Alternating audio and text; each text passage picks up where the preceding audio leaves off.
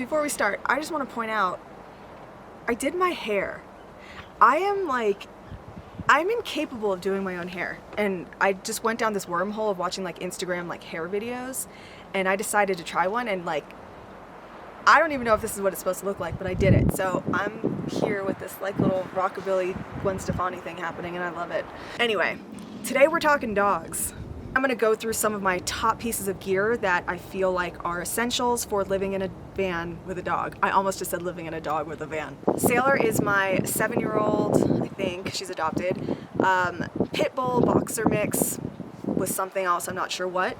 She's been living in the van with me and then traveling before in the 4Runner with me for years now. I am very careful about where I live so that temperatures will work for living in a van with a dog, and I want to talk about the gear that makes it a little easier living with her in a van. First things first, a vacuum. I've talked about this before. When you live in a van with a dog, especially one that sheds as much as Sailor does, it is constant cleaning. Mostly I use this rechargeable vacuum. I have it in my van under the sink. I use it all the time.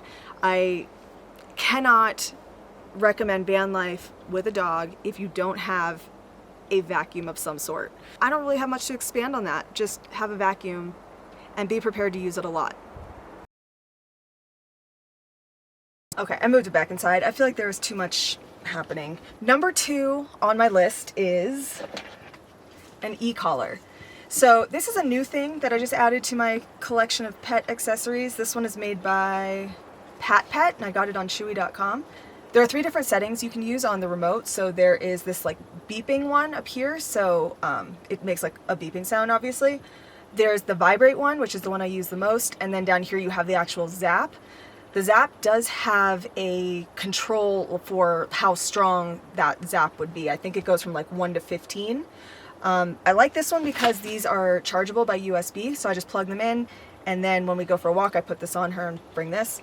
So the reason that I got it, the main reason, is because Sailor can be pretty overzealous when she plays with other dogs, especially new dogs that she meets, and dogs don't always love that. So when she goes into that play mode and she's like completely focused, I need something to snap her out of it. One time I have used the zap setting on a low setting, and that was because she was going for a pronghorn, and I wanted to stop that before she took off because she has taken off on me before. But generally she stays nearby. I don't usually have a problem calling her back, but if she is like in that zone, I cannot get her to snap out of it. So I got this to try, and I love it. Like I said, I use the vibrate setting the most. The beep she reacted to, but it kind of sounded like a work truck backing up, and when you're out hiking, like that, I don't know, I just don't want to be hearing that. The vibrate she seems to respond to. So we did a lot of training with treats, and we do the buzz, and I would call her on her walk, she'd come running back, she'd get her treats, so it's a big positive experience. So if you are in an area where you can have your dog off leash and you want to make sure that you are in full control, highly recommend getting an e-collar. These are also great just for training, even if you don't use them like all the time. You know, just see what works for you. I seem to have found a method that works with Sailor, so I can recommend an e-collar.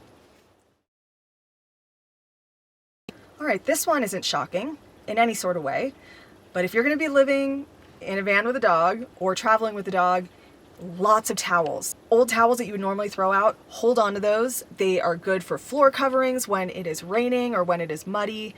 They are great when your dog gets wet, or you go to the river, or you get caught in a rainstorm, or they fall in a pit of clay. That happened. I have a little water connection in the back of the van to my water tank, so I can actually use that as like a little like hose off on Sailor if I need to do that before she gets back in the van. And then it's good to have the towels, you know, to dry them off. But just in general, you always are going to need towels. Always. The next thing that I absolutely love is a tie-out, like a really long leash. I don't know how long this one is, probably about 10, 12 feet, something like that. And I just have it tied outside to the picnic table, and so Generally, I let her just go off leash. She doesn't go anywhere. She sticks around here, and this is a relatively quiet area, so I don't have to worry about that. But when I'm trying to do something like cook or clean, or I'm like otherwise distracted, I like to have her on the tie out so I don't have to keep looking out the window and making sure she's still around. And first I'm gonna find my dog because she just went out the door. So I like to use a tie out when I can't give her that attention, because even when she's out roaming, I'm looking out that windshield and I can pretty much see where she is. And if I can't be doing that, then I like to just use a tie out. This is also really good if you're in like an area where there are other people and dogs, and you don't want to have your dog wandering off into other people's campsites, or, you know, going to other people. Just use the tie out. And then so when I'm in that situation, I like to take the tie out and kind of just attach it to one of the tires, like through the rim, I guess it is. Yeah, it's always good to have that, because then you don't have to be holding them on a leash, and they have a little bit of freedom without, you know, you having to worry about them. Next essential item for living with a dog, or traveling with a dog, or even just owning a dog, is a seat cover. My van has the double front seat, so I got one of those back seat covers that covers the entire back seat of like a normal car. She can come in with mud on her paws, she can step on whatever she wants, drag things in, drag dust in, drag dirt and rocks and everything else in, and it's just confined to that seat cover. I can take the seat cover off, take it out, shake it out, or wash it, or vacuum it, whatever I need to do. It's just nice to keep the seat protected. Again, this is not revolutionary. It is just something that I highly recommend having. If you live in an area where you have those little, I don't even know what they are, those little spurs, you know, or you live somewhere really hot where you want to take your dog out, walk, be outside, you are going to want to get, here, little dog booties. In the dead of summer, if I was going to be taking her on a hike, this is something I would really want. I really wish I would have had these when I was in Arizona, because she kept getting those spurs in her paws to the point that she just didn't even want to go outside anymore. Isn't that right?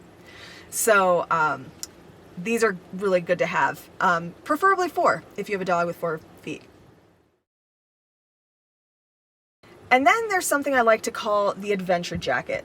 Now, this is a little vest jacket that she wears. I tend to put this on her when we are going on some sort of adventure, like we're going on a long hike. She has come to associate this with fun times. That is when she transforms into what we call sailor bra, or send it sailor, because she likes to just go completely feral. So the second I take out this adventure vest, it means it's go time. She knows we're doing something fun. That's not why I recommend it. I just recommend it because it's a nice place to attach their collar. Nope. It has a nice little like D-ring, so you can attach a leash to it. It's just a little bit more comfortable than just having it attached to their collar. I also like it because I can attach her little doggy seat belt that came with the seat cover. It's not really a seat belt, but it actually works really well for that. I can't attach it to her collar because if something does happen, it's going to choke her, like it would pull back. So what I do is use the adventure vest to put on her, and then I can attach that to her chest, and then that way if something does happen, it'll pull her from here and not, you know, choke her. Now, the one she has does not have pockets or anything like that, but if you have a working dog that needs, you know, extra weight and it needs to burn some energy, that's a really good thing to have. If you get one with pockets, you can put, you know, dog bags and all their gear in it, and they can carry it themselves, especially if it's used dog bags. Last but not least, maybe most importantly, you're going to want plenty of dog treats, because they deserve it. They are good girls and boys, and they deserve all the treats. So thanks for being here for this episode of Thank you for being here for this episode of 5 Minute Friday. I actually think my odds are good on this one to hit 5 minutes. Yes, you're such a good girl. I feel like that's crooked. I think that's better.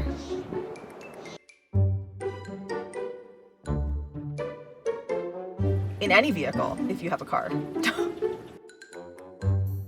Video. Why is it so loud? Yeah, let's come. And